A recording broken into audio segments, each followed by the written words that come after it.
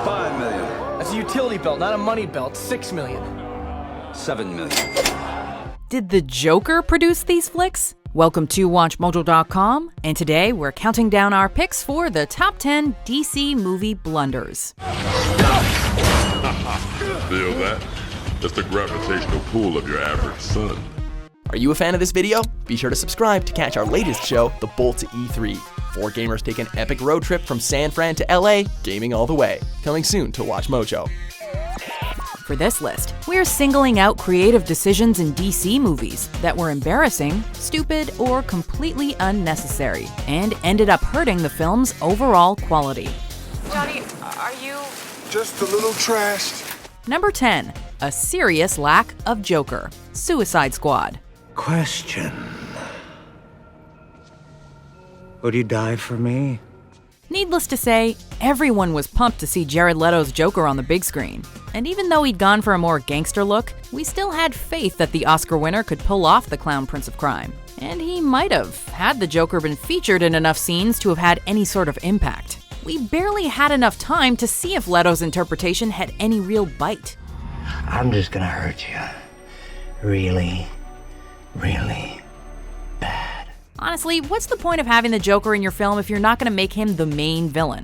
The fact that they went with the Enchantress instead just makes this decision even more baffling. Uh-oh. Sorry. Number 9. Metropolis's destruction. Man of Steel. You can keep on saying that laying waste to an entire city was just a stepping stone towards Batman vs. Superman, but we're still not buying it. That's not to say we didn't want an explosive final battle against the likes of General Zod, but you'd think that the world's greatest superhero would have done everything possible to avoid collateral damage of any kind. Even so, the destruction just kept escalating, with Supes punching Zod through building after building, until all of Metropolis was pretty much rubble. No wonder Batfleck saw him as a threat.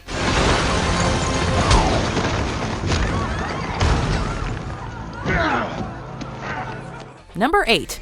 Rushing the Justice League. Justice League. We have to be ready. You, me, the others. As much as DC likes to distance itself from Marvel, it's painfully clear that they want to catch up to the MCU's immense success. Their solution? Push out one of the greatest superhero team-ups of all time with only a shaky foundation to stand on. They said the age of heroes would never come again. Many are in agreement that the DC Extended Universe had a rough start, but it's pretty risky to cram the majority of the League's new members into the Justice League movie without origin stories of their own. And we've already mentioned what happened with Suicide Squad, which also had a rushed production schedule. Shall we? Number 7. Jesse Eisenberg as Lex Luthor. Batman vs. Superman: Dawn of Justice. Hi, hello, Lex, it is a pleasure. Ow! Wow, that is a good grip. You should not pick a fight with this person. We're not sure what went wrong here. After all, Jesse Eisenberg is a great actor. His role in The Social Network proved that he could indeed exert a threatening presence with words alone. Did I adequately answer your condescending question? No matter how you look at it though, Eisenberg's Lex Luthor is a confusing mess of a character. His motivations are unclear, and his mannerisms have given some people the impression that he's trying to capture some of Heath Ledger's Joker. The devils don't come from hell beneath us, no. No, they come from the sky. Hey, we're all for variation, but by the 10th time he starts twitching, it's clear that this Razzie-winning interpretation is nothing more than an exercise in failure.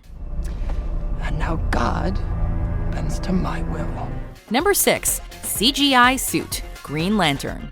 Beware my power. Green Lantern's life! Ryan Reynolds' time as Hal Jordan was pretty much doomed from the start. It's not that he didn't have the acting chops to pull off the character. It's doubtful anyone could have pulled off a decent performance when their superhero outfit looked as heinous as this. In a film where bad CGI is king, the Green Lantern's outfit stands out as the worst, with its goofy-looking mask sealing the deal. Throw in all of the power ring constructs highlighting how terrible the special effects looked, and all we can say is thank God for Deadpool. And please don't make the super suit green. Or animated. Number 5. Shaq as Steel. Steel. Do it again.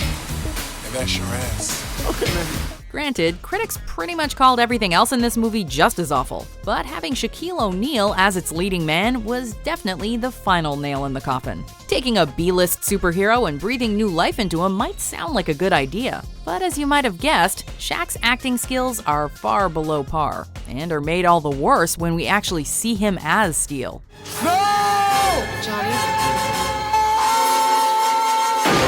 Considering people called his armor a travesty in and of itself, it's sort of poetic to see the acting reflected in the costume. You should always buckle up. Let's smoke his ass. Nah, man, he saved us, man. Man, we don't need no help from no cop. Man, he ain't no cop, man. Number 4. George Clooney as Batman, Batman and Robin. Chicks dig the car. This is why Superman works alone. Honestly, we could probably make a separate top 10 list about everything that people have said is wrong with this movie. However, we've decided to single out Mr. Clooney, considering what a letdown critics believed his performance was.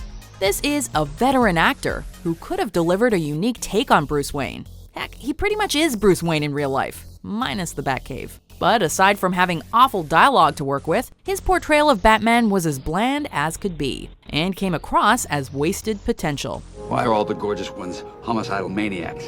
Is it me? Enough. Everything else in this schlockfest was too far gone. But damn it, Clooney, you were our one ray of hope. At the very least, you could have disguised your voice when you were Batman. Hey, freeze. The heat is on. Number 3. Batgirl Begins. Batman, The Killing Joke. You're kidding. I guess not. We see what the filmmakers were going for here. In order to make the eventual fate of Barbara Gordon all the more tragic, we're treated to an original prologue that tries to bring more depth to Batgirl's character before diving into the narrative of the graphic novel. Unfortunately, fans believed the lengthy prologue served to cheapen the whole ordeal by having her come across as immature, needy, and totally infatuated with Batman. That wouldn't be an invitation, would it? No. I was just kidding. But I'm not that far away. No. Nowhere is this highlighted more than the infamous rooftop scene, where our doomed heroine and the Dark Knight decide to get it on. You know, because that's what this story was missing. More bat sex.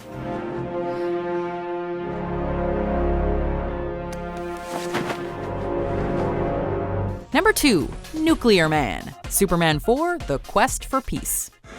Welcome home, Nuclear Man. Your father's happy to see you. By this point in the franchise, many believed that all the innovation and creativity had essentially been stripped away, leaving us with a dreary Superman story that pit the Man of Tomorrow against what could have been one of the worst villains in a DC film, Nuclear Man. Where is the woman? Give it up, you'll never find her. If you will not tell me, I will hurt people. With one hell of a tacky outfit and no real motivation, the only purpose he seemed to serve, other than being an awful metaphor for the dangers of nuclear weaponry, was to be a giant punching bag.